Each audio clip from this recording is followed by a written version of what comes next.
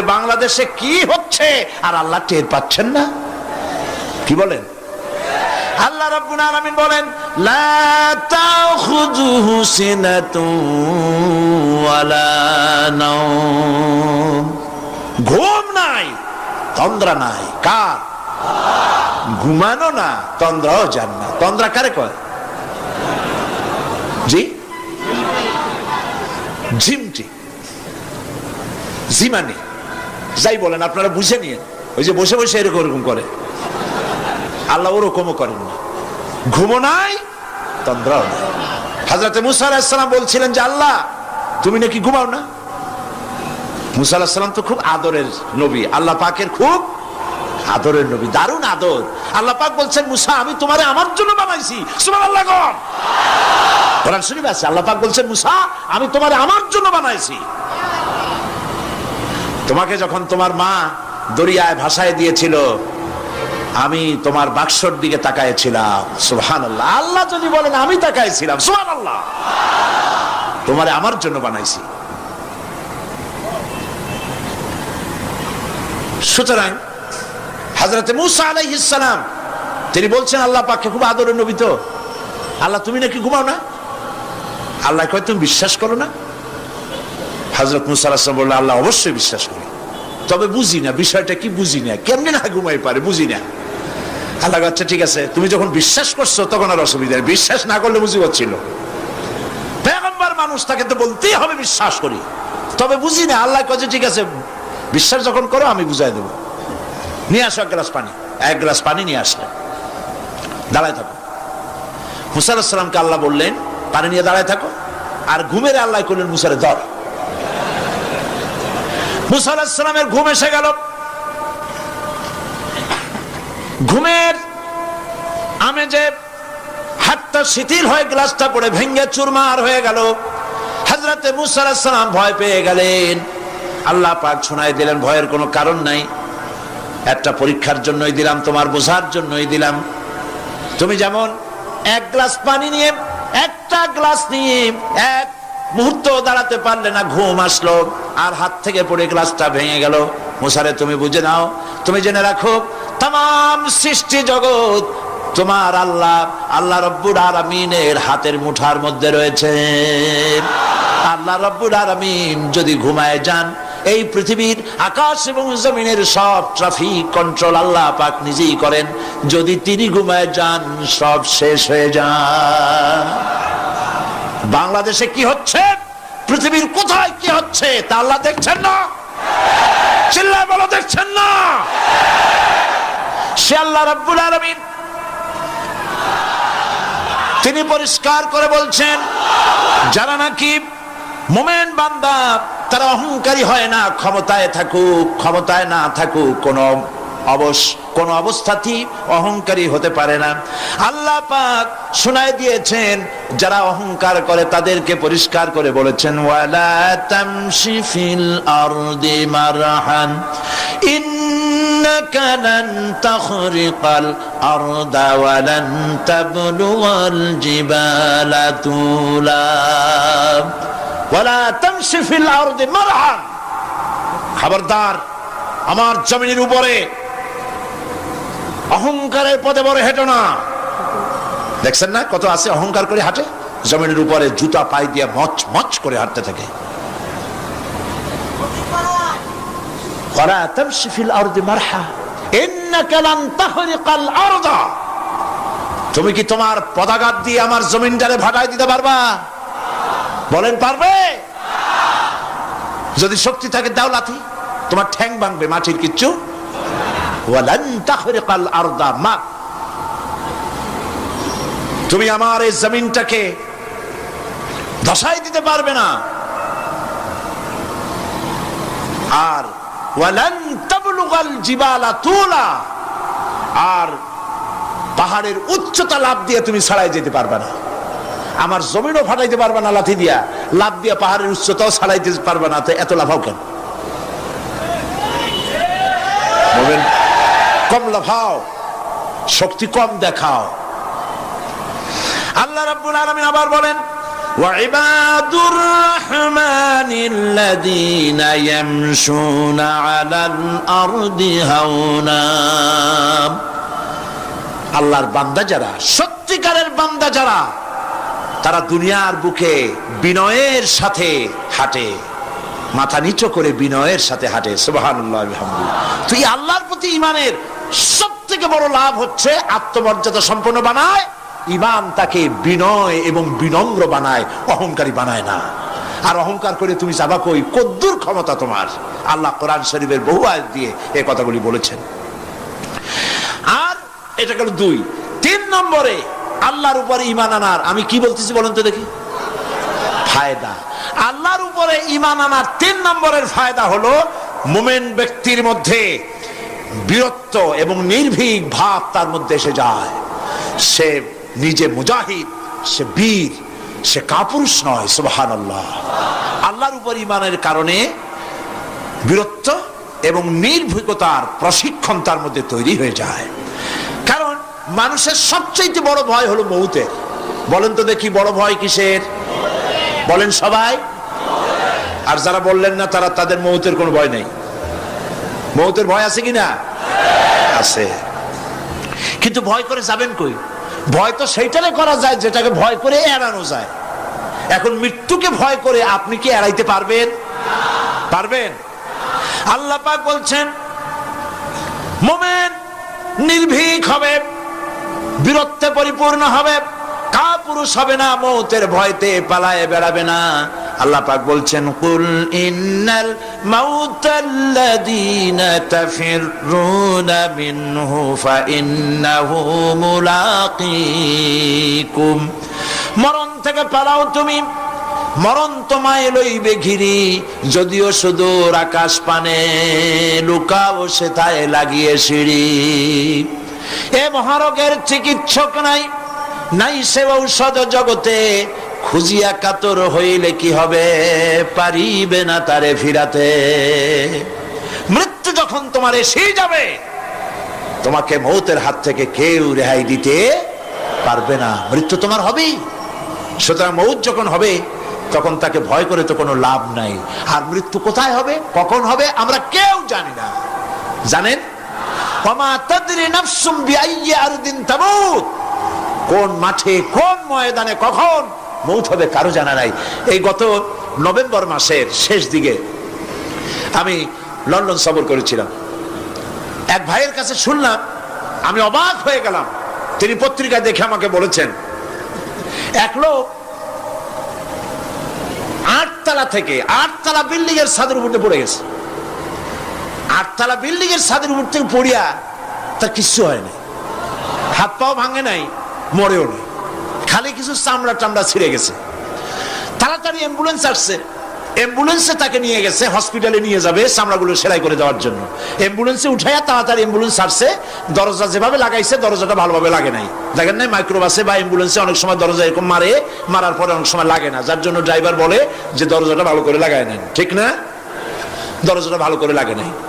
সামনে চলতে গিয়ে এই গাড়িটার ব্রেক কষতে হয়েছে ড্রাইভারের কোনো কারণে। যেই না ব্রেক কষেছে আর অমনি দরজা যেটা লাগছিল না ভালো করে, দরজাটা খুলে গেল। আর রুগীটা 8 তলা কাছে পড়ছিল, ওইটা ছিল পাশে, সে ছিটকে গিয়ে রাস্তায় পড়লো।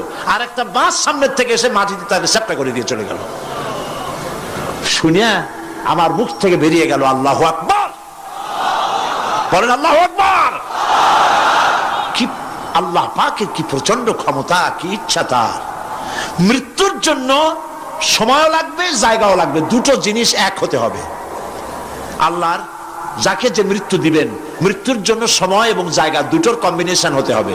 8 তলা থেকে পড়বে ঠিক, কিন্তু মরবে না। আজরাইল অপেক্ষা করতেছে রাস্তায়, বাস আসবে যখন। 8 তলা থেকে পড়লো, অবিশ্বাস্য ভাবে লোকটা বেঁচে গেল। আর হসপিটালে তার যাওয়া হলো না, গাড়ির দরজা খুললো, রাস্তা দিয়ে পড়লো, আজরাইল দ্রুত তার কাম সেরে চলে গেল। সুতরাং মুমিন ব্যক্তি আল্লাহর উপর ঈমান আনার কারণে দুর্জয় মনোবল সৃষ্টি হয়। কাপুরুষ জীবনে কয়েকবার মরে, সাইকেলের টায়ার বাস্ট হয়েছে শুনে বেহুশ হয়, তারপরে ট্রাকের টায়ার বাস্ট হয়েছে শুনলে কানের তারা ফেটে যায়, বোম বাস্ট হয়েছে আওয়াজ শুনে হার্ট ফেল করে, পাতিশিয়ালের ডাক শুনলে কোনো হুঁশই থাকে না। এই হচ্ছে কাপুরুষদের কাজ। আর ইমানদার ব্যক্তি এগুলি পরোয়া করে না। তার জানা আছে যে আমার নির্ধারিত সময়ের এক মুহূর্ত আগে আমার মৌত হবে না। তো মৌত যখন আমার জন্য অবধারিত, দুনিয়ায় আসছি যখন, মৌত যখন হবেই, সেই মৌত বিড়ালের মতো হোক তা কি চান? পাতিশিয়ালের মতো হোক তা কি চান? আমি তো বলি যে বিড়ালের মতো 500 বছর বেঁচে থাকার কোনো লাভ নাই, সিংহের মতো 5 মিনিট বাঁচুন। মির্জাফরের মতো 50 বছর বেঁচে থাকায় লাভ নাই, খালিদ বিন ওলীদের মতো, সিরাজউদ্দৌলার মতো বেঁচে থাকুন।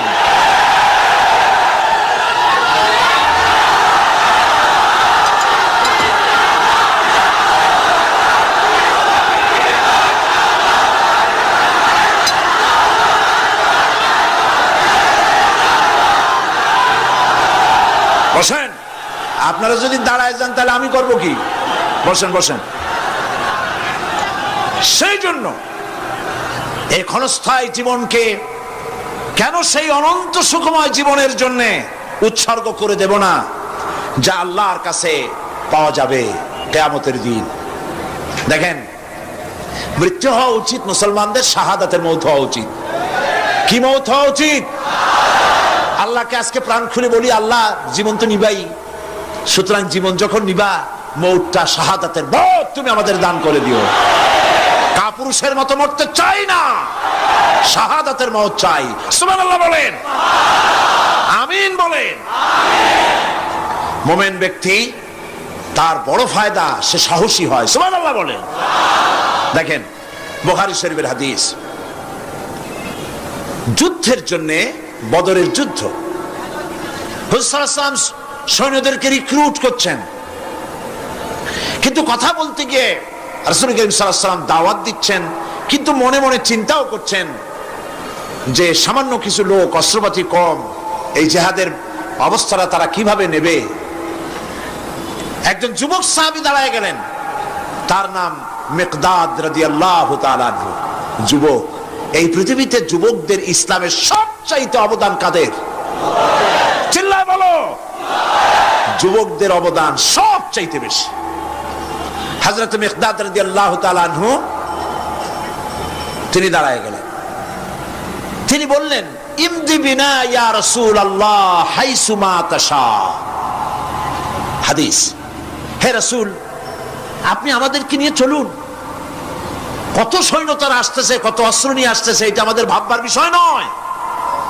আপনি আমাদের নিয়ে চলুন, হাইসুমা তাশা আয় হাইসুমা আমারাকাল্লাহ। আল্লাহ আপনাকে যেদিকে আমাদের নিয়ে যাইতে কয়, আপনি সেই দিকে আমাদের নিয়ে চলুন।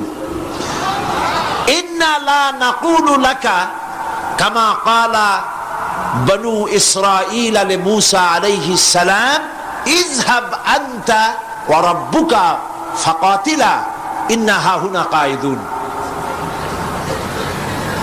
অর্থাৎ, হে রাসূল, আমরা বনি ইসরাইলের মতো বলবো না। শোনেন, আমরা বনি ইসরাইলের মতো বলবো না যে মূসা, তুমি এবং তোমার আল্লাহ এই দুইজনে গিয়ে ফেরাউনের বিরুদ্ধে যুদ্ধ করো, আমরা যাবো না, আমরা এখানে বসে থাকবো। এই কথা আমরা বলবো না। আমরা মূসা আলাইহিস সালামের উম্মত নই, আমরা মুহাম্মদ সাল্লাল্লাহু আলাইহি ওয়াসাল্লামের উম্মত। বরং আমরা বলবো, বাল ইযহাব আনতা ওয়া রাব্বুকা ফাকাতিলা ইন্না মাকুমা মুকাতিলুন। বরং আমরা বলবো, আপনি চলুন, আমরা আপনার সাথে আল্লাহর হুকুম মাফিক লড়বো, জিহাদ করব। ততক্ষণ পর্যন্ত মা দামাত আইনুম মিন্না তাতাররাফ, যতক্ষণ পর্যন্ত আমাদের চোখের পাতা নড়তে থাকে, ততক্ষণ আপনার সাথে থেকে কাফেরের বিরুদ্ধে লড়াই করে যাব। জীবনের পরোয়া তারা করেন নাই, জীবনের পরোয়া করেননি। হুজুর সাল্লাল্লাহু আলাইহি ওয়াসাল্লাম দারুণ ভাবে খুশি হয়ে গেলেন। হুজুর হেজিটেট ফিল করছিলেন যে এই সামান্য কিছু লোক, অস্ত্র নাই, পাতি নাই, এতগুলি লোকের বিরুদ্ধে যুদ্ধ করতে যাবে। যুবকের মুখে এই কথা শুনে হুজুর দারুণ খুশি হলেন। আল্লাহর নবী বললেন, কুমু বিনা ইলা জান্নাতিন, জান্নাতুন আরদুহা কারদিস সামাওয়াতি ওয়াল আরদ। ও সাহাবীরা, তোমাদের মনোভাব যখন এই, তোমাদের মানসিকতা যখন এই, চলো আমার সাথে বেহেশতের দিকে, সেই জান্নাতের দিকে যেই জান্নাত আল্লাহর আকাশ আর জমিনের চাইতে অনেক প্রশস্ত। চলো আমার সাথে বেহেশতে, সুবহানাল্লাহ, চলো আমার সাথে জান্নাতে। ফাকামা উমাইর বিন হামাম ওয়া কানা ইয়াকুলু তামার। হযরত উমাইর নামক একজন যুবক দাঁড়ায় গেলেন এবং তিনি হাতে কতগুলি খোরমা ছিল, সেই খোরমাগুলি তিনি চিবোচ্ছিলেন। রাসূলুল্লাহর বক্তৃতা শুনতেছিলেন আর খোরমা চাবাচ্ছিলেন। খোরমা চাবান, বিচিগুলি ফেলে দেন, এভাবে করতেছেন, হাতে কতগুলো খোরমা। হযরতে উমাইর বলছেন ওয়াকালা বাখ বাখ, অর্থাৎ আয় আযমাহু আয় আহসানাহু। হে রাসূল, আপনি কি সুন্দর কথা বললেন। আপনার সাথে লড়াই করতে যাব কাফেরদের বিরুদ্ধে, সেই লড়াই করলে এমন বেহেশত পাবো যে বেহেশত হবে আকাশ আর জমিনের চাইতেও প্রশস্ত। তাহলে ওয়াল্লাহি হাত্তা আকুলাহুন্না ইন্নাহা লাহায়াতুন তাবিলা। তাহলে আমার হাতে যে খোরমাগুলি আছে, এই সমস্ত খোরমাগুলি খেতে গেলে কিন্তু অনেক সময় লেগে যাবে। এত সময় বেহেশতে যাওয়ার জন্য আমি তো তর সহ্য করতে পারবো না। ফারামাবিহিন্ন, হাতের সব খোরমা ফালাই দিলেন, যুদ্ধে ঝাঁপায় পড়লেন। অনেকক্ষণ কাফেরদের বিরুদ্ধে লড়াই করে হযরত উমাইর শাহাদাত বরণ করলেন। রাসূলুল্লাহ তার লাশের কাছে গিয়ে আঙ্গুল দিয়ে ইশারা করে বললেন, ইন্নাকা মিন আহলিহা। উমাইর, তুমি যেই বেহেশতে যাওয়ার জন্য খোরমাগুলি খাওয়ার সময় পাচ্ছিলে না, তাড়াতাড়ি করে খোরমাগুলি হাত দিয়ে ফেলে দিয়েছিলে, আমি আল্লাহর রাসূল, আমি সাক্ষী দিচ্ছি অবশ্যই আল্লাহর সেই জান্নাত তোমার জন্য অবধারিত। মুমিন ব্যক্তি সে কখনো মৃত্যুর ভয়ে উদ্দেশ্য হাসিল থেকে চুপ করে বসে থাকে না। সে ভয় করে কেবলমাত্র কাকে? সে মৃত্যুর ভয়। মৃত্যু হবেই এবং আমার জন্যে বিশ্বাস রাখতে হবে, আমার জন্যে যদি কোনো বুলেট এর উপরে আমার নাম লেখা থাকে, পৃথিবীর সমস্ত মানুষ আমাকে পাহারা দিয়ে সেই বুলেট থেকে আমাকে রক্ষা করতে পারবে না।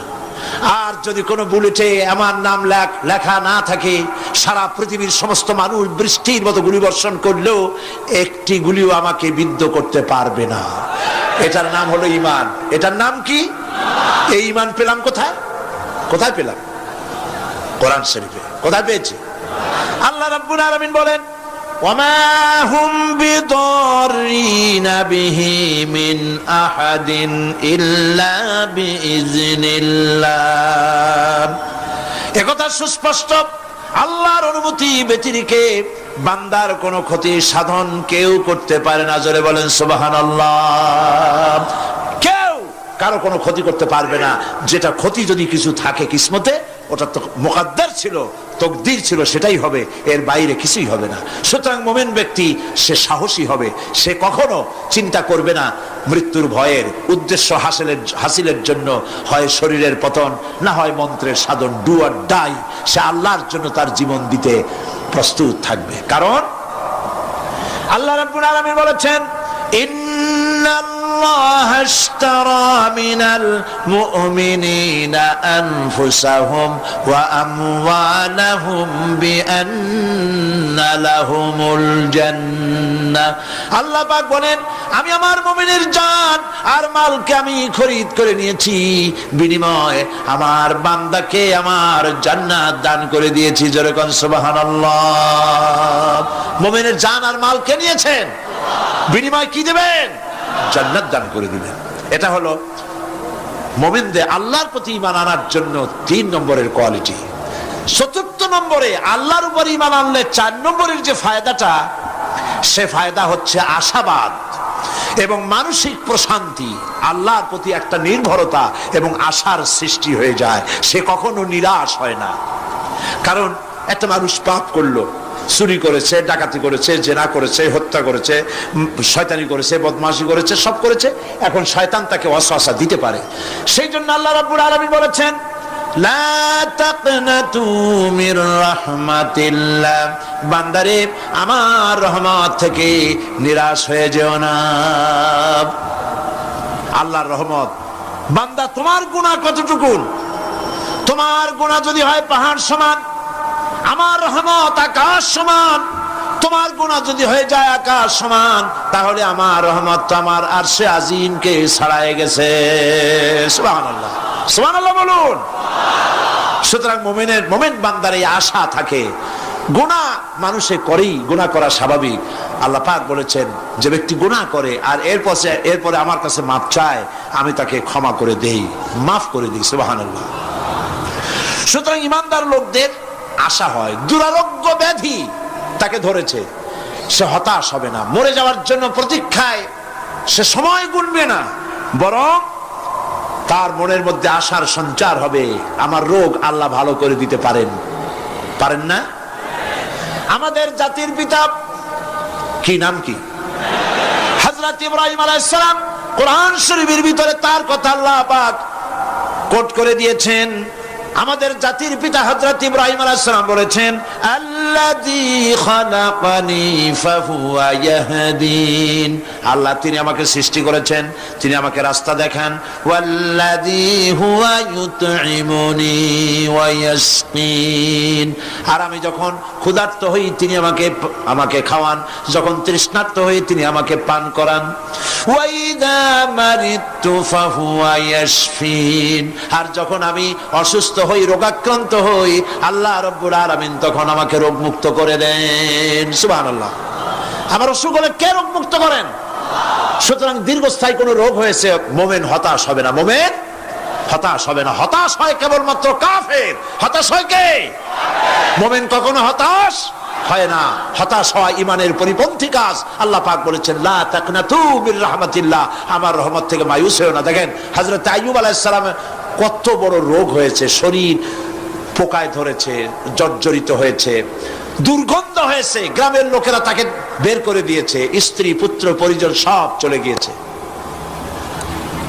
এমনকি জিহ্বায় যখন পোকা ধরল, হযরত আইয়ুব আলাইহিস সালাম আল্লাহ রাব্বুল আলামিনের দরবারে ফরিয়াদ করলেন, আন্নি মাসানিয়াদ-দুররু ওয়া আনতা আরহামুর রাহিমিন। আয় আল্লাহ, আমি অসুস্থ হয়ে পড়েছি, আমি রোগাক্রান্ত হয়েছি, আর তোমার নাম রহমান রহিম, তুমি আমাকে রোগ মুক্ত করো। হযরত আইয়ুব আলাইহিস সালাম আল্লাহর দরবারে ফরিয়াদ করলেন, রব্বুল আলামিন সারা শরীরে পোকায় জর্জরিত হয়ে গেছে, এখন আমার জিহ্বায় পোকা ধরেছে, মাবুদ গো আমি তোমার কাছে ফরিয়াদ করি, আমার জিহ্বায় পোকা দিও না, কারণ জিহ্বাটাও যদি নষ্ট হয়ে যায় তাহলে তোমার মতো আল্লাহর জিকির আমি কি দিয়া করব।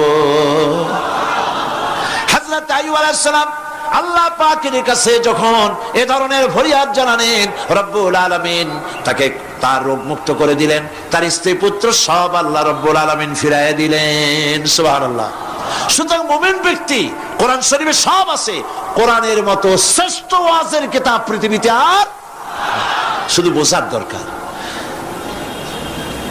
বিপদে, যত বড় বিপদ আসুক, কোন বিপদে মুমিন ধৈর্য হারাবে না।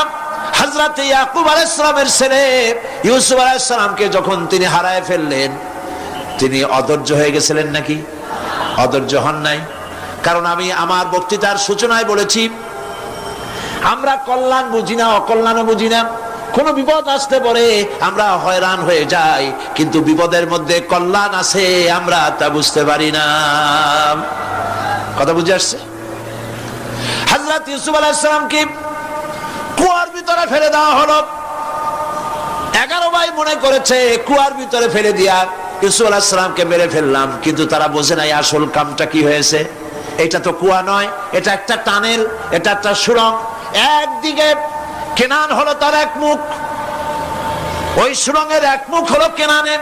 কেনান ইউসুফ আলাইহিস সালামকে ফেলে দেওয়া হলো কুয়ার ভিতরে মারার জন্যে, কিন্তু আল্লাহ পাকের ইচ্ছা ইউসুফ আলাইহিস সালাম মরবে না।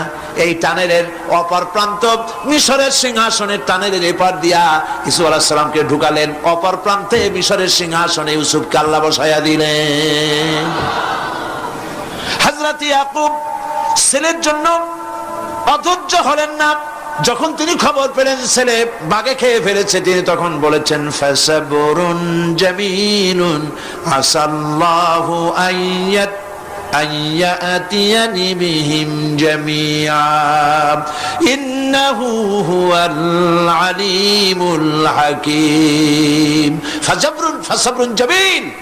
আমি উত্তম ভাবে ধৈর্য ধারণ করলাম এবং আমি বিশ্বাস করি আল্লাহ রাব্বুল আলামিন আমার হারানো সবকিছু আমাকে ফিরিয়ে দিবেন। বহু বছর পর যখন হযরত ইউসুফ আলাইহিস সালাম প্রেসিডেন্ট হয়েছেন মিশরের, 11 ভাই গেল সেখানে সাহায্য আনার জন্য। সেই ঘটনা তো শোনাবো না, এমনি বলে যাচ্ছি। এরপরে তিনি তাদেরকে পরিচয় দিলেন, ওরা ভয় পেয়ে গেল। তিনি বললেন ভয়ের কোনো কারণ নাই, লা তাসরিবা আলাইকুমুল ইয়াউম, আজকে আমি কোনো প্রতিশোধ তোমাদের নেব না। সুবহানাল্লাহ। এর নাম পয়গম্বর, এর নাম কি? আল্লাহর নবী। আমি আজকে কোনো প্রতিশোধ তোমাদের নেব না, তোমরা যাও। পিতার অবস্থা তিনি জানলেন, কাঁদতে কাঁদতে পিতার চোখ দুটো নষ্ট হয়ে গেছে। ইয়াকুব আলাইহিস সালাম, হযরত ইউসুফ আলাইহিস সালাম বললেন যাও।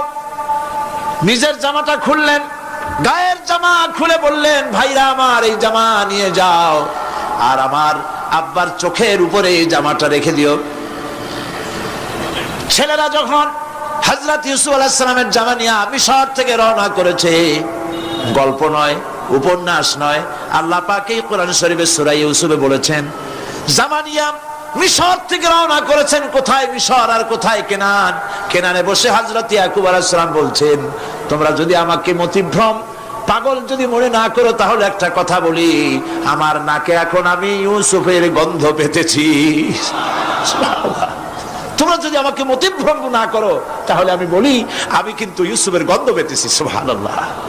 হযরত ইউসুফ আলাইহিস সালামের জামা এনে ভাইরা যখন হযরত ইউসুফের চোখের উপরে রেখে দিলেন, হযরত ইয়াকুবের দুটো চোখ সাথে সাথে আল্লাহ ভালো করে দিলেন। ফাসবরুন জামিল, ধৈর্য ধরো। ঈমানদার ব্যক্তি আশার উপরে তার জীবন বাঁচে, কারণ যত বড় বিপদ আসুক না কেন আশ্রয় পাওয়ার একটা জায়গা আছে, তার নাম হলো আল্লাহ। নাম কি? বলেন আল্লাহ। সবাই বলেন আল্লাহ আল্লাহ আল্লাহ আল্লাহ। হযরত ইউনূস আলাইহিস সালাম মাছটাকে গিলে ফেলে দিল, মাছটাকে গিলে মাটির অতল তলদেশে চলে গেছে। এত বড় বিপদ পৃথিবীর কোন মানুষের হতে পারে নাকি? বলেন, কি বলেন? মাছের পেটের ভিতরে জানালা নাই, দরজা নাই, বেরোবার কোনো পথ নাই, মাছ গেছে পানির অতল তলদেশ। আল্লাহ পাক কোরআন শরীফের ভিতরে মানুষকে শোনান, আল্লাহ ওয়াজ করছেন। সুবহানাল্লাহ বলেন। আল্লাহ পৃথিবীর মানুষকে ওয়াজ করছেন, দুনিয়ার মানুষকে শোনান। আমার ইউনূস তো ধৈর্য হারা হয় নাই। ওয়াযান্নুন ইয যাহাবা মুগাদিবান ফাযান্না আন লান নাকদিরা আলাইহি فنادى في الظلمات أن لا إله إلا أنت سبحانك إني كنت من الظالمين فنادى في الظلمات জামায়ে কাসির ত্রিবিধ অন্ধকারের ভেতর থেকে হযরত ইউনূস আলাইহিস সালাম চিৎকার মারলেন। মাছের পেটের অন্ধকার, পানির অন্ধকার, রাতের অন্ধকার, ত্রিবিধ অন্ধকারের ভেতর দিয়ে মাছের পেটের মধ্য দিয়ে ইউনূস আলাইহিস সালাম চিৎকার মারলেন। অধৈর্য হন নাই, হার্ট ফেল করেন নাই। তিনি বলছেন, পড়েন আমার সাথে, লা ইলাহা ইল্লা আনতা সুবহানাকা ইন্নী কুনতু মিনাজ জালিমিন। তুমি ছাড়া কোনো ইলাহ নাই, কোনো উপাস্য নাই, মাবুদ নাই। তোমার পবিত্রতা ঘোষণা করছি, আমি জালিমদের অন্তর্ভুক্ত হয়ে গেছি। ইউনূস আলাইহিস সালাম যখন কাঁদতেছিলেন, আল্লাহ রাব্বুল আলামিন সেই কান্না শুনেছিলেন কিনা? বলেন, শুনছিলেন কিনা? শুনতে পেয়েছিলেন কিনা? পানির ভিতরে কেউ শোনে নাই, মাছের পেটের ভিতরে ইউনূস আলাইহিস সালাম কিভাবে চিৎকার করছেন, মাছের পেটের ভিতরের আওয়াজ পানির ভিতরে কেউ শোনে নাই, জমিনের কেউ শোনে নাই, অন্তরিক্ষে কেউ শোনে নাই, সাত আকাশের ভিতরে কেউ শোনে নাই। কিন্তু আরশে আজিমের মালিক আল্লাহ রব্বুল আলামিন শুনতে পেয়েছেন। সঙ্গে সঙ্গে রব্বুল আলামিন জবাব দিলেন, ফাস্তাজাবনা লাহু ওয়া নাজ্জাইনাহু মিনাল গাম্মি ওয়া কাযালিকা নুনজিল মুমিনিন। পড়েন, ফাস্তাজাবনা লাহু ওয়া নাজ্জাইনাহু মিনাল গাম্মি ওয়া কাযালিকা নুনজিল মুমিনিন। আমি ইউনূসের ডাকের জবাব দিলাম। কে বলতেছেন? বড় করে বলেন, কে বলছেন? আল্লাহ। সুবহানাল্লাহ। আপনারা কি ভয় পাইছেন? ভয় পেয়েছে মুসলমান? আল্লাহ রাব্বুল আলামিন বলেন, আমি আমার ইউনূসের ডাকের জবাব দিলাম। শুধু জবাব দেই নাই, আমি ইউনূসকে তার মাছের পেটের ভিতর থেকে বাঁচাই দিলাম। মাছের পেটের মধ্যে বেদনা শুরু হয়ে গেল। এমন বেদনা হয়েছে মাছ এখন বমি না করে পারে না। কথা বুঝতে পেরেছ? মাছ এখন বমি না করে পারে না। পানির উপরে মাছ ভেসে উঠল। আল্লাহ কোরআন শরীফের ভিতরে বলছেন, মাছ সাতরায়া কিনারায় চলে গেল, ইউনূস আলাইহিস সালামকে বমি করে ফেলে দিল। ইউনূস আলাইহিস সালাম বেঁচে গেলেন। আল্লাহ পাক বলেন, শুধু ইউনূসকে বাঁচাইলাম না, বরং আমি সকলের জন্য আশার বাণী শোনাই, শোনো মুমিনেরা, ওয়া কাযালিকা নুনজিল মুমিনিন। মুমিন বান্দা যারা, যত বড় বিপদ আসুক আমারে ডাকো, আমি বিপদ দিয়ে বাঁচাই দেব।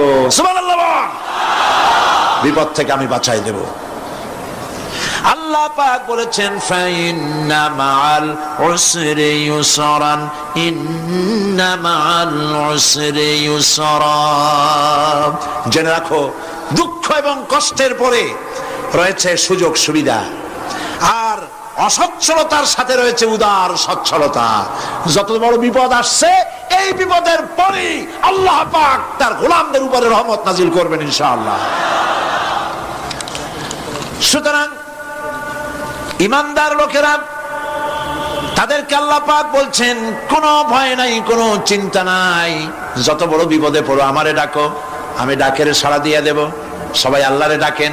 সুবহানাল্লাহ ওয়ালহামদুলিল্লাহ লা ইলাহা ইল্লাল্লাহ। জোরে পড়েন, সুবহানাল্লাহ ওয়ালহামদুলিল্লাহ লা ইলাহা ইল্লাল্লাহ, সুবহানাল্লাহ ওয়ালহামদুলিল্লাহ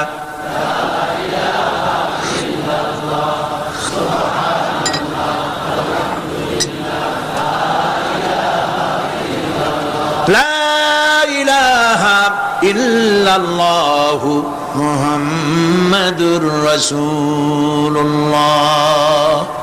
আল্লাহর উপরে ঈমান আনলে যত ফায়দা হয়, এত ফায়দা দুনিয়ায় কোথাও নাই। সুবহানাল্লাহ।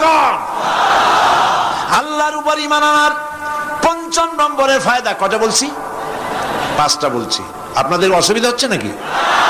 তাড়াতাড়ি শেষ করতেছে। 6টা বলবো, 6টা বলবো। এ হলো ৫ম নম্বর। তারপর আমরা দোয়া করব। দোয়ার দরকার আছে কিনা এই সময়? ৫ম নম্বরে আল্লাহর উপরে ঈমান আনলে পরে আরেকটি বড় ফায়দা, সেটা হলো কঠিন এবং কঠোর বিপদে আল্লাহ পাক তার মধ্যে অবিচলতার এবং ধৈর্য ধরার তৌফিক দিয়ে দেন। সুবহানাল্লাহ। যত বড় বিপদ আসুক, সেই বিপদে মুসিবতে আল্লাহ পাক মুমিনদেরকে আল্লাহর উপরে নির্ভরতা শিখায় দেন। সুবহানাল্লাহ। কারণ মুমিনদের জানা আছে যে ইমানদারদের বিপদ নতুন কিছু নয়, একেবারে আদম আলাইহিস সালাম থেকে শুরু হয়ে আসছে। ঠিক কিনা? আদম আলাইহিস সালামের বিপদ হয় নাই? আদম আলাইহিস সালামের বিপদ কি? শয়তান।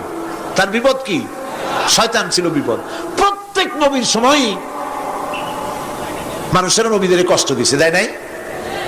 বিশ্বকবি ইকবাল বলেছেন, সতীজা কা রহা হ্যায় अज़ल से ताइम रोज, सतीजा का रहा है अज़ल से ताइम रोज, चरागे मुस्तफा भी से शरारे बुलहबीस। আবহমান কাল থেকে শুরু করে মুহাম্মদ সাল্লাল্লাহু আলাইহি ওয়াসাল্লামের চারাগকে, নূরকে, ঈমানকে, ইসলামকে নিভায় দেওয়ার জন্য আবু জাহেলের গোষ্ঠীরা চিরকাল চেষ্টা করেছে। সব চেষ্টা কর্পূরের মতো উড়ে গেছে, মুহাম্মদ সাল্লাল্লাহু আলাইহি ওয়াসাল্লামের চিরাগ টিম টিম করে জ্বলতে রয়েছে। আল্লাহ পাক বলছেন, ইউরিদুনা লিইউতফিউ নূরাল্লাহি বিআফওয়াহিহিম ওয়াল্লাহু মুতিম্মু নূরিহি ওয়ালাউ কারিহাল কাফিরুন। ওরা চায় মুখের ফু দিয়া, কারা? কাফেরেরা, ইসলাম সহ্য করতে পারে না যারা, ওরা চায় মুখের ফু দিয়া আমার আলোটাকে নির্বাপিত করে দেবে। আল্লাহ পাক বলেন, ওয়াল্লাহু মুতিম্মু নূরি, আমি আমার নূরকে পূর্ণতা দান করব, তাতে কাফির বেঈমানদের মনের ভিতরে যত জ্বালা হোক, যন্ত্রণা হোক, ওদের কলজা যত পুরুক, ইসলাম তার বিজয় পতাকা নিয়ে উঠবেই, কেউ ঠেকাতে পারবে না। আল্লাহ রাব্বুল আলামিন, আল্লাহ পাক বলছেন, ওয়া কাযালিকা জাআলনা লিকুল্লি নাবিয়্যিন আদুওয়াম মিনাল মুজরিমিন, আর এমনি করে আমি সকল নবীর শত্রু বানিয়েছি সব পাপিষ্ঠ অপরাধ প্রবণ লোকদের। শুনছেন কথা? শোনেন নাই? আল্লাহ পাক বলছেন, দুনিয়ার সব নবীদের, তাদের জন্য আমি শত্রু বানাইছি কাদেরকে?